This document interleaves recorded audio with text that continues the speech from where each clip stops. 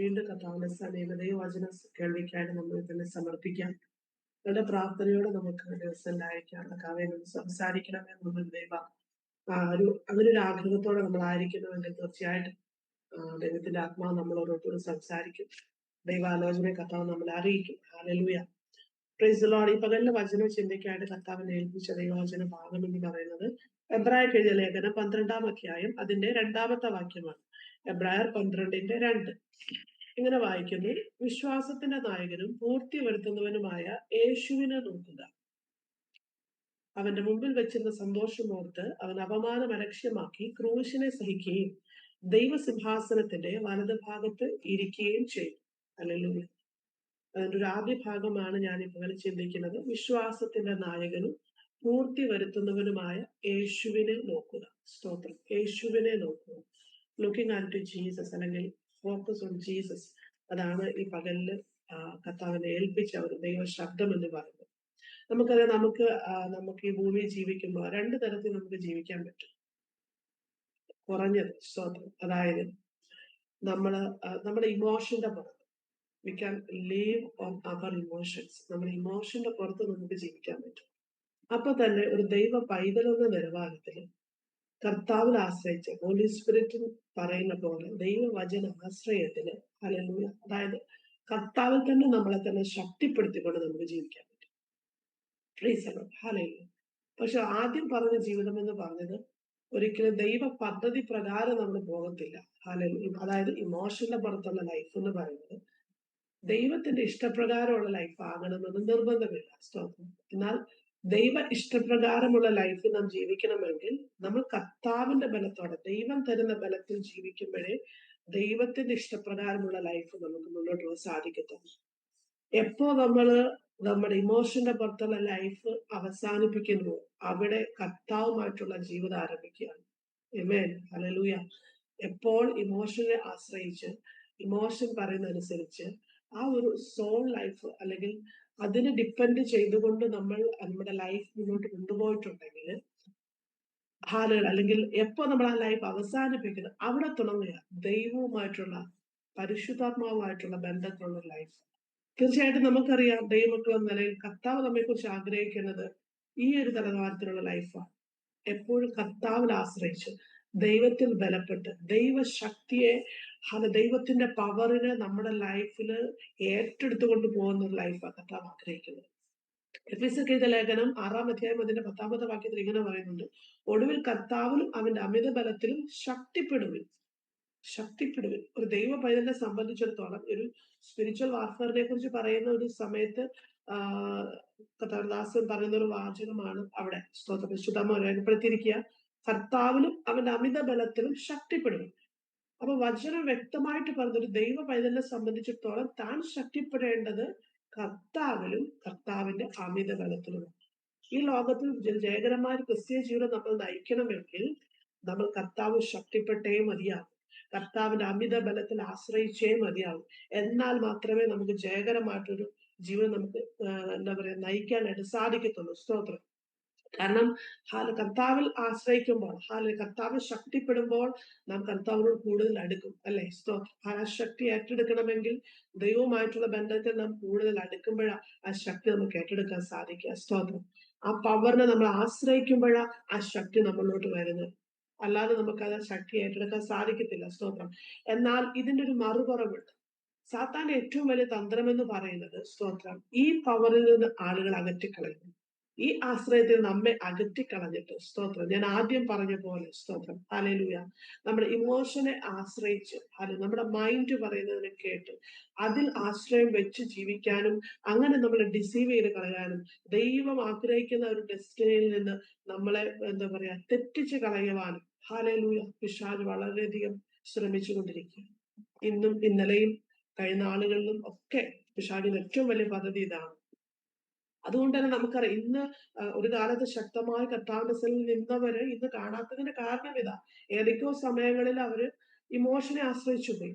ദൈവശക്തിയെയും ദൈവബലത്തെയും തിരയാതെ, ആശ്രയിക്കാതെ, സ്തോത്രം, തങ്ങളുടെ സ്വന്തം ശബ്ദത്തെ അല്ലെങ്കിൽ ഇമോഷൻ പറയുന്നതിന് ഇമ്പോർട്ടൻസ് കൊടുത്തു പോയത് കൊണ്ട് ഇന്ന് കർത്താവിന്റെ സന്നിധി കാണുന്നില്ല. സ്തോത്രം. അതായത് എന്ന് പറയുമ്പോൾ ഞാൻ പറയുന്നത് ഇമോഷനെ എങ്ങനെ അറ്റാക്ക് ചെയ്യുന്നത്, സ്തോത്രം, അല്ലെങ്കിൽ ഇമോഷൻ നമ്മൾ എങ്ങനെ ആശ്രയിക്കുന്നത്. നമുക്കറിയാം കർത്താവിന്റെ വചനം വ്യക്തമായിട്ട് നമ്മളോട് പറയുന്നു, ലോകത്ത് നിങ്ങൾക്ക് കഷ്ടമുണ്ട് എങ്കിൽ ധൈര്യപ്പെടുവിൻ, ഞാൻ അതിനൊക്കെ ജയിച്ചിരിക്കുന്നു. അതിനെ ഓവർകം ചെയ്യാനുള്ള കൃപയും സാവകാശങ്ങളും ഒരുക്കിയിട്ടാ കർത്താവ് നമ്മളോട് അത് പറഞ്ഞത്. സ്തോത്രം. അപ്പോൾ പ്രയാസങ്ങൾ കടന്നു വരുമ്പോഴേക്കും മനുഷ്യന് സ്വാഭാവികമായിട്ട് ഒരു എന്താ പറയാ ഒരു പ്രവണതയുണ്ട്. സ്തോത്രം. അതിനെല്ലാം പേഴ്സണൽ ആയിട്ട് എടുക്കാനല്ല, ഇറ്റ്സ് സോ പേഴ്സണൽ ആയിട്ട് എടുക്കും. നമ്മൾ പ്രശ്നങ്ങൾ വരുമ്പോ നമ്മൾ അതിനെ പേഴ്സണൽ ആയിട്ട് എടുക്കും. പലരും പറയുന്നില്ല, എന്നെ പോലെ ഇങ്ങനെ അനുഭവിക്കുന്ന ആരും ഉണ്ടാകത്തില്ല, ഞാനല്ലെങ്കിൽ പിടിച്ചു നിൽക്കത്തില്ല, ഞാനല്ലെങ്കിൽ അല്ലെങ്കിൽ നിങ്ങളുടെ സ്ഥാനത്ത് അല്ലെങ്കിൽ എന്റെയൊക്കെ സ്ഥാനത്ത് വേറൊരാൾക്കും പിടിച്ചു നിൽക്കാൻ കഴിയത്തില്ല, അങ്ങനെയൊക്കെ പറയുന്നത് കേട്ടിട്ടുണ്ട്. സ്തോത്രം. അത് ശരിക്കും ഒരു ദൈവാശ്രയമുള്ള ഒരാൾക്ക് അത് പറയാൻ കഴിയത്തില്ല. കാരണം സ്തോത്രം, സ്തോത്രം, ഹാലേലൂയ, ഒരു ദൈവ ആശ്രയമുള്ള ആള് പറയും, കർത്താവിന്റെ കൃപയാലാണ് നിൽക്കുന്നത്. സ്തോത്രം. എന്റെ കഴിവല്ല, എന്റെ ഒന്നുമല്ല. സ്തോത്രം. അപ്പൊ ഞാൻ പറഞ്ഞു വരുന്നത്, പ്രശ്നങ്ങൾ എല്ലായിടത്തും ഉണ്ട്, പക്ഷെ നമ്മൾ അതിനെ പേഴ്സണൽ ആയിട്ട് എടുക്കരുത്, അതിന് കോമൺ ആയിട്ട് നമ്മൾ എടുക്കണം. Hallelujah, hallelujah. ഞാൻ ഈ അനുഭവിക്കുന്ന ഈ പ്രശ്നം ഈ ലോകത്ത് ഞാൻ മാത്രമല്ല, ഇതുപോലെ ഒരുപാട് പേര് സ്തോത്രം ഇതേ സെയിം വിഷയങ്ങൾ കടന്നു പോകുന്നു. അങ്ങനെ ഒന്ന് ചിന്തിച്ചു നോക്കിക്കേ, അങ്ങനെ ഒന്ന് ചിന്തിച്ചു നോക്കിക്കേ. ഹല്ലേലൂയ. അതായത് അതിന് സന്തോഷം കാണാനല്ല പറയുന്നത്, കാരണം ഇതിലൂടെ കടന്നുപോയി അവരെല്ലാം പുറത്തു വരുന്നുണ്ട്, ഒരുപാട് പേര് പുറത്തു വരുന്നുണ്ട്. അങ്ങനെയെങ്കിൽ എനിക്കെന്തുകൊണ്ട് പുറത്തു വന്നുകൂടാ? അപ്പൊ ഞാൻ പറഞ്ഞു വരുന്നത് ഇത്രേ ഉള്ളൂ, പ്രശ്നങ്ങളെ നമ്മൾ ഒരിക്കലും പേഴ്സണലൈസ് ചെയ്യരുത്. അല്ലെങ്കിൽ ഒരുപക്ഷെ മറ്റുള്ളവരുടെ ലൈഫിൽ സംഭവിക്കുന്ന മാതിരി അല്ലായിരിക്കാം നിങ്ങളുടെ ലൈഫിൽ സംഭവിക്കുന്നത്. പക്ഷേ എന്നാൽ പോലും നമ്മൾ ചിന്തിക്കണം, ഹല്ലേലൂയ, ഇതുപോലെ സെയിം സിറ്റുവേഷൻ കടന്നു പോകുന്ന മറ്റാരൊക്കെയോ എനിക്ക് ചുറ്റുമുണ്ട്. ഹല്ലേലൂയ. ഒരുപക്ഷെ കർത്താവ് എന്നെ ഇതിൽ കടത്തി വിടുന്നത് ഒരുപക്ഷെ നാളെ ഞാൻ അവർക്ക് ഇതുപോലെ കടന്ന് പ്രയാസങ്ങൾ അനുഭവിക്കുന്നവർക്ക് ഒരു ബലമാകാൻ വേണ്ടിയിട്ടാ, അല്ലെങ്കിൽ അവരെ ഒരു കൈത്താങ്ങാൻ വേണ്ടിയിട്ടാ, അവർക്കൊരു ആശ്രയം അല്ലെങ്കിൽ ഒരു സഹായം, ഒരു കംഫേർട്ട് ആകാൻ വേണ്ടിയിട്ട് ദൈവം എന്നെ പ്രാക്ടീസ് ചെയ്യിക്കുക എന്നുള്ളൊരു തിരിച്ചറിവാണ് ഒരു ദൈവ പൈതലിനെ സംബന്ധിച്ചിടത്തോളം വേണ്ടത്. ഞാൻ പറഞ്ഞു വരുന്നത് ഇത്രേ ഉള്ളൂ. ഇമോഷൻ ചെയ്യുന്നത് നമ്മളെ ആ പ്രശ്നത്തിന്റെ ആഴങ്ങളിലോട്ട് നമ്മളെ ഡീപ്പായിട്ട് വലിച്ചു കൊണ്ടുപോയിട്ട് കടലിൽ കൊണ്ടിടുന്ന പോലെയൊക്കെ അതിനകത്ത് മുക്കി താഴ്ത്താൻ ഇമോഷൻ ശ്രമിക്കുന്നത്. നമ്മളെ പേഴ്സണലൈസ് ചെയ്ത് ഹല്ലേലൂയ, സ്തോത്രം, നമ്മളെ ഇതുപോലെ ഇത്രയും കഷ്ടം ഈ ഒരു പ്രായത്തിനിടയ്ക്ക് അനുഭവിച്ച് വേറെ ആരും ഉണ്ടാകത്തില്ല, അല്ലെങ്കിൽ ഞാൻ മാത്രമേ ഉള്ളൂ, അങ്ങനെയൊക്കെയുള്ള ചിന്തകൾ നമ്മൾ മനസ്സിലോട്ട് കൊണ്ടുവന്നിട്ട് നമ്മുടെ ഇമോഷണലി ഡൗൺ ആക്കി കളയും. സ്തോത്രം. എന്നാൽ വചനം പറയുന്നത്, സ്തോത്രം, ഹല്ലേലൂയ, അതിന് കഷ്ടമുണ്ട്, പ്രയാസങ്ങൾ ഉണ്ട്. വചനം ഉണ്ടെന്ന് പറയുമ്പോൾ ഉണ്ടെന്ന് തന്നെയാ. സ്തോത്രം. അത് എപ്പോഴും ഉണ്ടായിക്കൊള്ളുന്നില്ല. ഹല്ലേലൂയ. ചിലപ്പോൾ ഒരു സീസൺ ആയിട്ടായിരിക്കാം. സ്തോത്രം. ഈ ഒരു സീസൺ പ്രയാസങ്ങളൊന്നും ഇല്ലെങ്കിൽ ചിലപ്പോൾ അടുത്ത സീസൺ അങ്ങനെയാണ്. അത് നമ്മൾ അക്സെപ്റ്റ് ചെയ്യാനുള്ള ഒരു മൈൻഡ് സെറ്റ് നമുക്ക് എപ്പോഴും ഉണ്ടായിരിക്കണം. ഹല്ലേലൂയ, സ്തോത്രം. അപ്പം ഞാൻ പറഞ്ഞു വന്നിതാ, പ്രോബ്ലംസ് അല്ലെങ്കിൽ പ്രശ്നങ്ങൾ എന്ന് പറയുന്നത് അത് കോമൺ ആണ്. ഹല്ലേലൂയ, അത് കോമൺ ആണ്. സ്തോത്രം. അങ്ങനെ അക്സെപ്റ്റ് ചെയ്യാൻ തുടങ്ങുമ്പോൾ, സ്തോത്രം, നമ്മൾ അതിനെ അതിജീവിക്കാൻ തുടങ്ങും. സ്തോത്രം. വചനം ഇങ്ങനെ പറയുന്നു, 1 കൊരിന്ത്യർ 10:13 ഇങ്ങനെ പറയാം, മനുഷ്യർക്ക് നടപ്പല്ലാത്ത പരീക്ഷ നിങ്ങൾക്ക് നേരിട്ടിട്ടില്ല, ദൈവം വിശ്വസ്തൻ, നിങ്ങൾക്ക് കഴിയുന്നതിന് മീതെ പരീക്ഷ നേരിടുവാൻ സമ്മതിക്കാതെ നിങ്ങൾക്ക് സഹിപ്പാൻ കഴിയേണ്ടതിന് പരീക്ഷയോട് കൂടി അവൻ പോക്കുവഴി ഉണ്ടാക്കുന്ന ദൈവമാണ്. ഹല്ലേലൂയ. പരീക്ഷയോട് കൂടി പോക്കുവഴി ഉണ്ടാക്കുന്ന ദൈവമാണ്.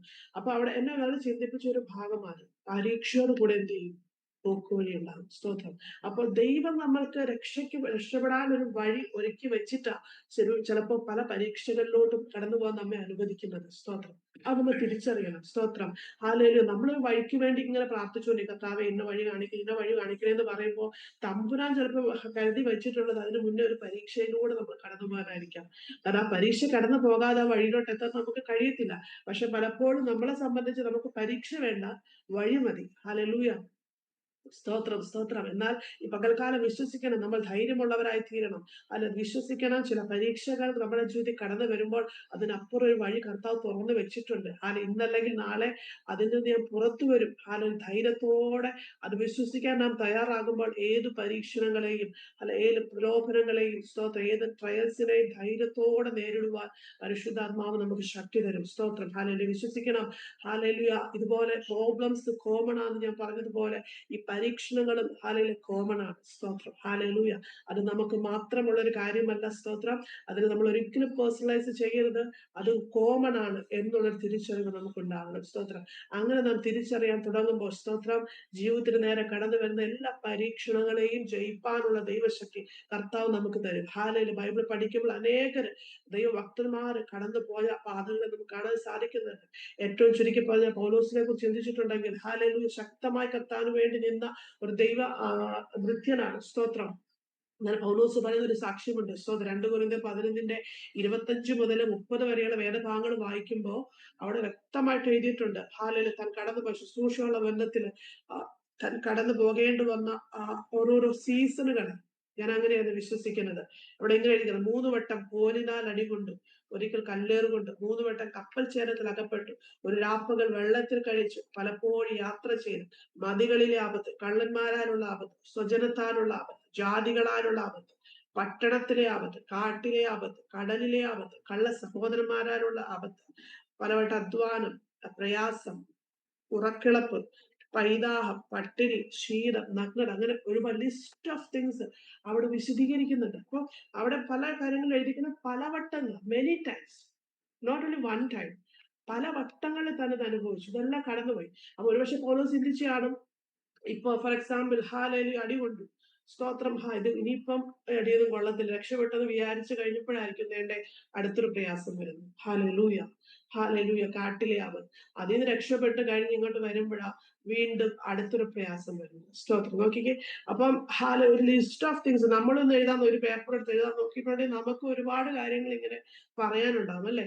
ഒന്ന് ചിന്തിച്ചു നോക്കിയേ. ഹാലയില് പലപ്പോഴും സ്തോത്രം, ഒരു ലിസ്റ്റ് എടുത്ത് നിങ്ങളൊന്ന് എഴുതി നോക്കി. നിങ്ങളുടെ ലൈഫിൽ നിങ്ങൾ കടന്നു പോകുന്ന പരീക്ഷണങ്ങളെ കുറിച്ച് എഴുതാൻ നോക്കിയിട്ടുണ്ടെങ്കിൽ നിങ്ങൾക്ക് ഇതുപോലെ പറയാനുണ്ടാകും. പക്ഷെ ഒരു കാര്യം നമ്മളവിടെ തിരിച്ചറിയണം, അവിടെ ആരും നമ്മൾ തളർന്നു പോയിട്ടില്ല, നമ്മൾ ആരും അവിടെ തകർന്നു പോയില്ല.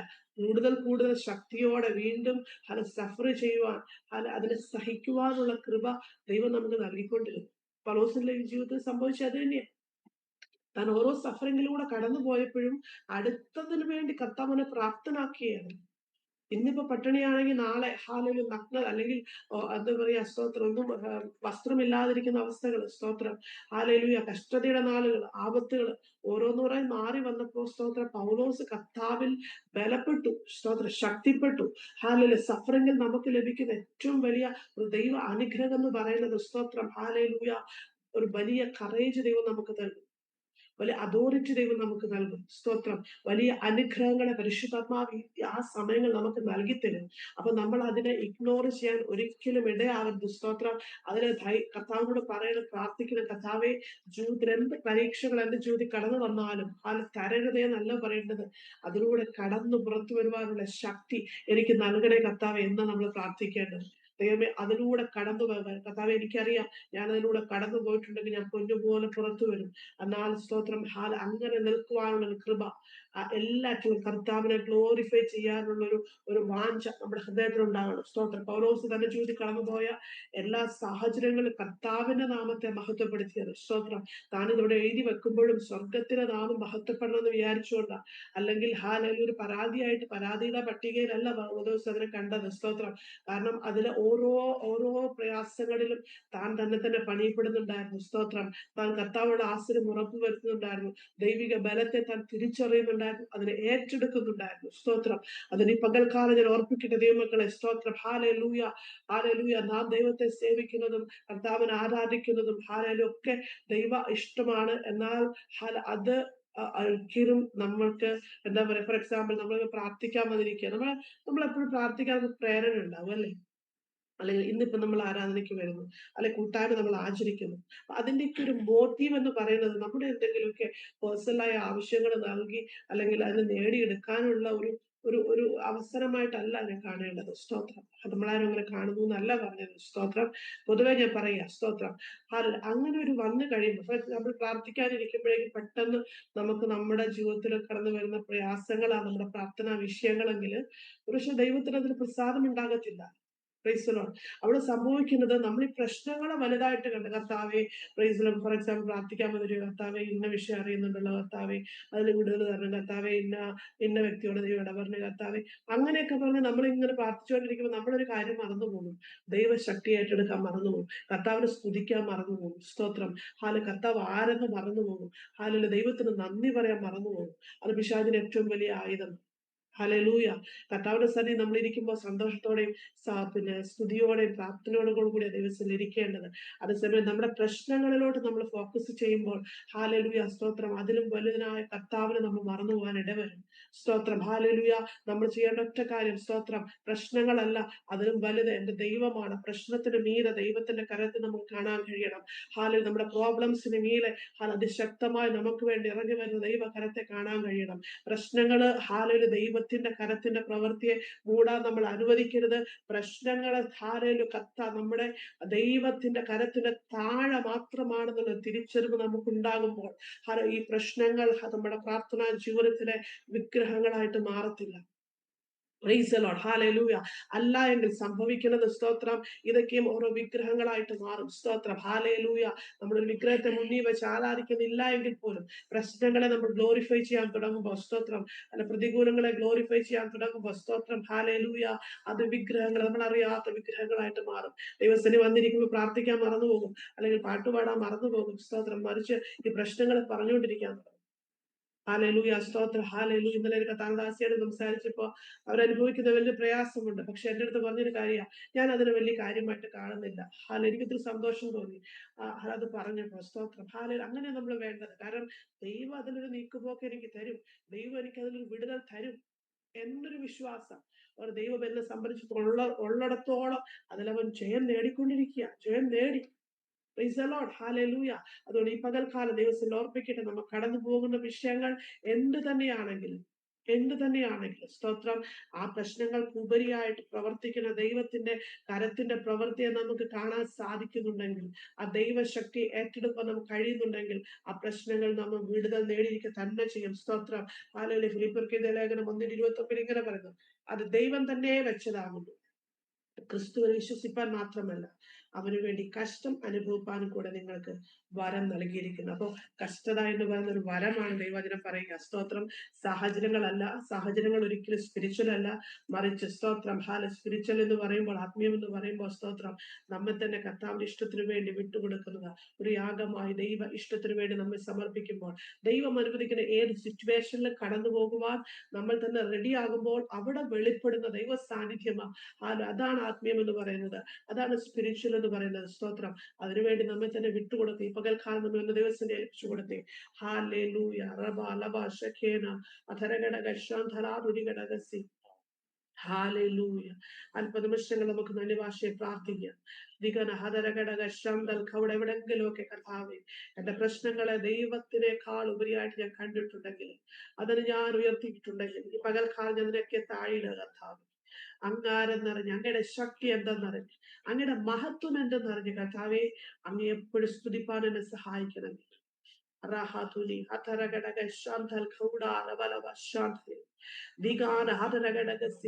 നമ്മൾ നടന്നു പോകുമ്പോ ഒരു മിഠായി നമ്മുടെ കാലിൽ ഒട്ടിപ്പിടിച്ചാല് സ്തോത്രം, അതിനെ വലിച്ച് ദൂരെ എറിയാതെ നമ്മുടെ വോക്ക് മര്യാദയ്ക്ക് പോകത്തില്ല എന്ന് പറയുന്നത് പോലെ സ്തോത്രം. ഒരു ചെറിയ മിഠായി ആണെങ്കിലും ഹല്ലേലൂയ സ്തോത്രം, നമ്മുടെ വോക്കിനെ തടസ്സപ്പെടുത്തുന്നത് എല്ലാറ്റിനെയും സുഗമമായ നടത്തിപ്പിനെ തടസ്സപ്പെടുത്തുന്ന എല്ലാറ്റിനും നമ്മൾ ദൂരെ എറിയണം. സ്തോത്രം. ഹല്ലേലൂയ. ക്രിസ്തുവുമായിട്ടുള്ള യാത്രയ്ക്ക് തടസ്സമായിട്ട് ഒന്നിനെയും അനുവദിക്കാതെ സ്തോത്രം ദൈവ മഹത്വത്തെ അതിശക്തമായി നമ്മുടെ ലൈഫിൽ അനുഭവിക്കുക. ആ ദൈവശക്തി ഏറ്റെടുക്കുവാൻ, കർത്താവ് ബലപ്പെടുവാൻ പകൽക്കാലം ദൈവം നമ്മെ സഹായിക്കട്ടെ.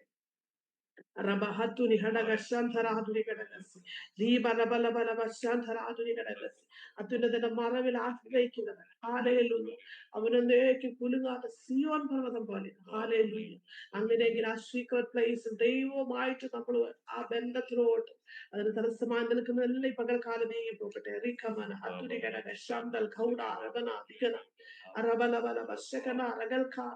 കർത്താവേ ദൈവം അറിയാൻ എന്തെങ്കിലുമൊക്കെ അങ്ങനെയുള്ള വിഗ്രഹങ്ങൾ എന്റെ ലൈഫിലുണ്ട്, ദൈവം അത് പൂർണ്ണമായി നീങ്ങിപ്പോകട്ടെ. ഈ പകൽക്കാലം അങ്ങാരെന്നറിഞ്ഞ് ആ ദൈവ ശക്തിയെ വേണ്ട അളവിൽ എന്റെ ലൈഫിന്റെ എല്ലാ മേഖലകളിലും റിസീവ് ചെയ്യുവാൻ പകൽക്കാലം എന്നെ സഹായിക്കണേ കർത്താവ്. ഒന്ന് പ്രാർത്ഥിച്ചേ മക്കളെ. Hallelujah, hallelujah. പരിശുദ്ധനായ കർത്താവേ, നല്ല സമയത്തിനായി സ്തുതിക്കുന്നു. കേൾപ്പിച്ച ആലോചനയ്ക്കായി സ്തോത്രം. ഞങ്ങളെ സമർപ്പിക്കുക കർത്താവെ. ദൈവശക്തി ഏറ്റെടുക്കാൻ സഹായിക്കണം. അങ്ങയുടെ ബലത്തെ തിരയുവാൻ സഹായിക്കണം. അങ്ങയുടെ മുഖത്തെ തിരയുവാൻ സഹായിക്കണം. ഹാലേലൂയ. കർത്താവ് കൂടെയുണ്ടെന്നുള്ള വിശ്വാസത്താൽ ധൈര്യത്തോടെ മുന്നോട്ട് പോകുവാൻ പരിശുദ്ധാത്മാവ് ഞങ്ങൾ ഓരോരുത്തരെയും സഹായിക്കുകയും അനുഗ്രഹിക്കുകയും ചെയ്യുന്നതിനായി സ്തോത്രം. വചനത്താൽ കർത്താവ് ഞങ്ങളെ വിടുവിച്ചിരിക്കാൻ സ്തോത്രം. ആ ദൈവവചനത്തിന്റെ ശക്തി ഞങ്ങളുടെ ഓരോ മൺകൂടാരങ്ങളും ഇപ്പോൾ തന്നെ വിടുതലായി വ്യാപരിക്കട്ടെ കർത്താവെ. അത്ഭുതങ്ങൾ സംഭവിക്കട്ടെ യേശു ക്രിസ്തു നാമത്തിൽ. ആമേൻ.